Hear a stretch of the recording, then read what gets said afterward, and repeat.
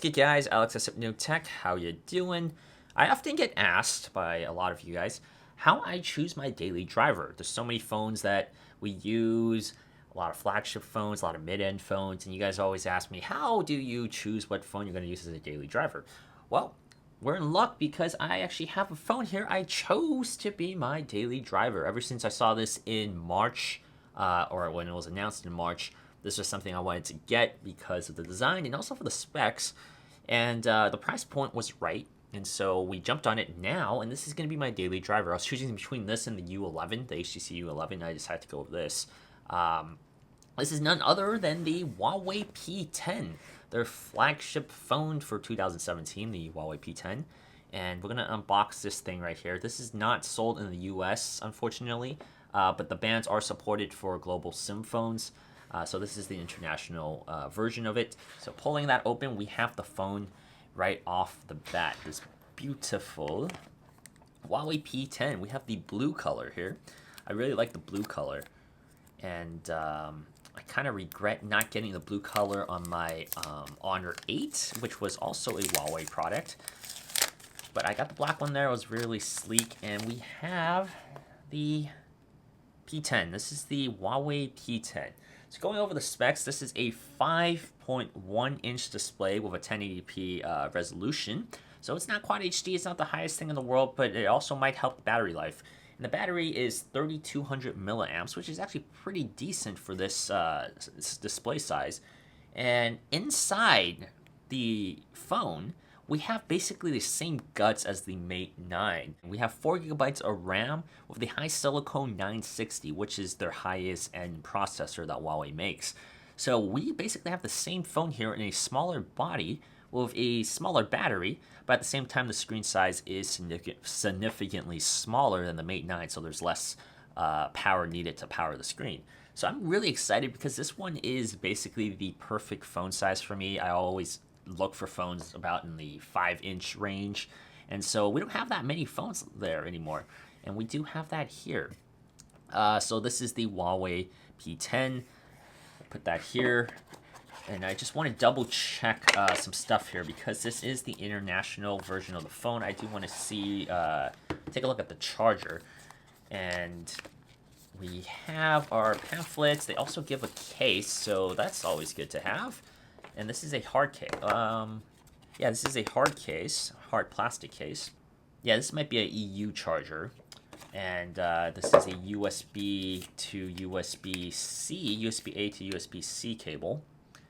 So this works, and we also have headphones here. This I cannot use, but it's okay. We can plug this into another brick that we use, probably the Mate 9 one, which is interesting because the Mate 9 one I bought was also an international version because I bought the Obsidian Black, and it came with a US charging brick. So I'm kind of curious why this one comes with a European one, but there's like a texture on here. I don't know if you can see this on the camera, but you can kind of hear it. So this is not like a glass phone, and it doesn't have like a plastic back to it or metal back to it. It has this weird little, I've never had a phone like this before. It's very interesting. It feels pretty nice in the hand, and of course, like I said, a 5.1-inch phone, it actually feels really nice to hold in one hand.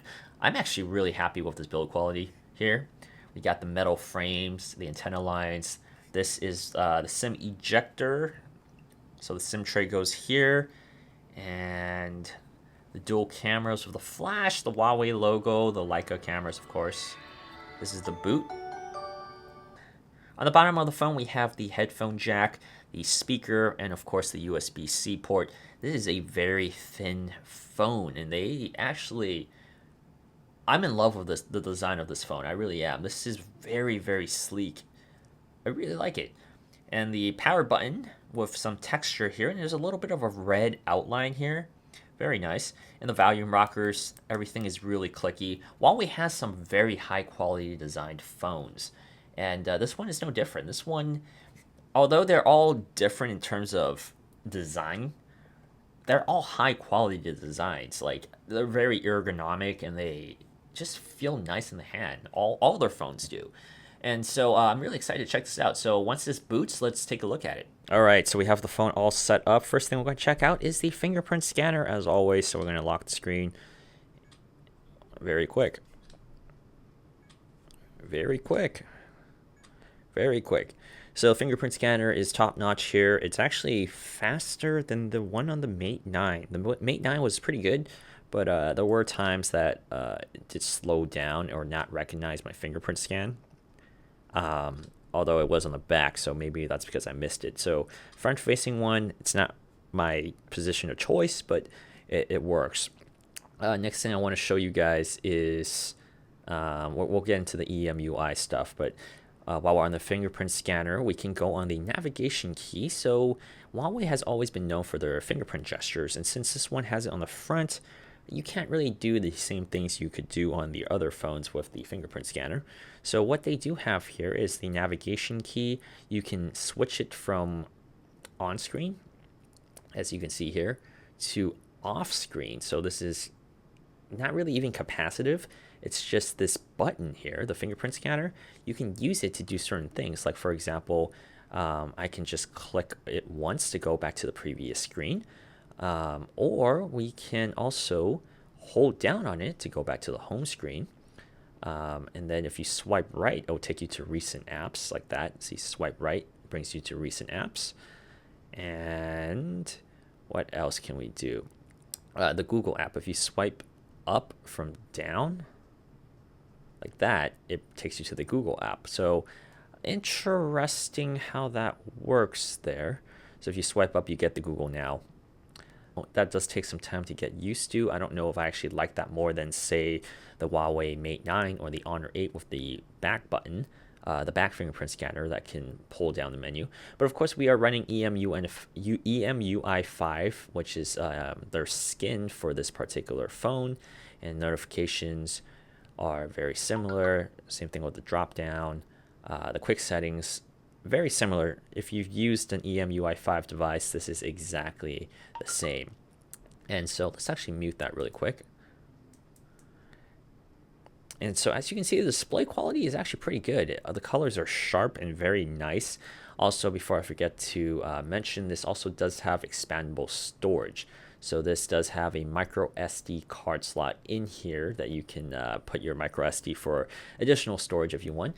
No app drawer, but I believe you can activate the app drawer. That's a default thing on EMUI 5 now. So home screen style right here, and you can turn on the app drawer. As you can see, loads up the app drawer. Of course, you can also do another launcher, which I will put a launcher on here as well. And looking at the bloatware, we have the Google suite of apps, which it's pretty standard. Everybody uses the Google suites. And well, if you're using Android, you most likely are. And we have all of these tools, things that we don't really use, but it's very standard. All Huawei phones have this. And then, of course, we have these apps here: Booking.com, CNN, Flipboard, Instagram. Let's see if we can get rid of them. I believe you can. You should be able to uninstall them, if I remember correctly from the Mate 9.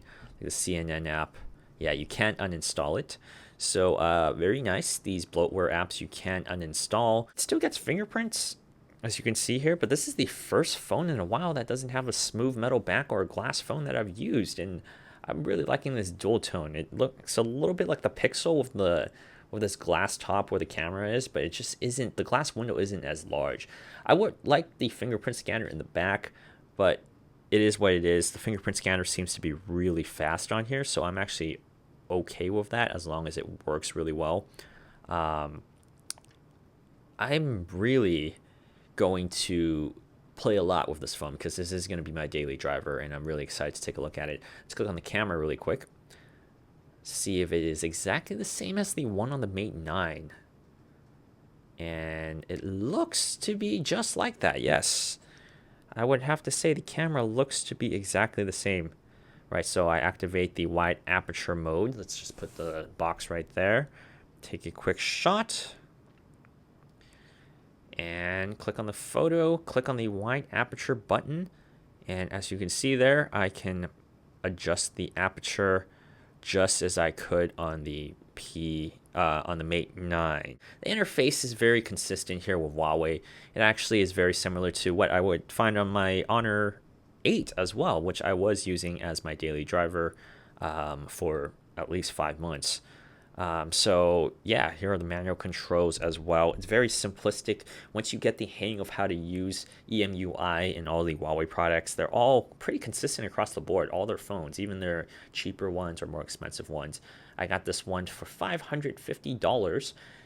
So it has flagship level specs, and for a few $100s cheap, a couple $100 cheaper than what you would pay for the S8 or an iPhone, I think it's well worth it. That's why I decided to buy this one, and I'm really digging the feel of this.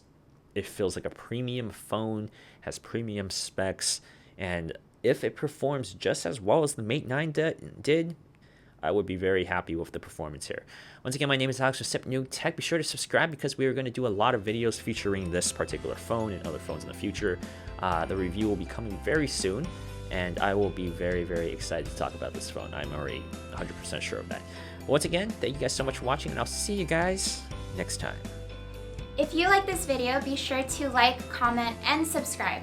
Also, hit the bell button below so that you don't miss a single video in the future. I'll see you guys next time. Bye!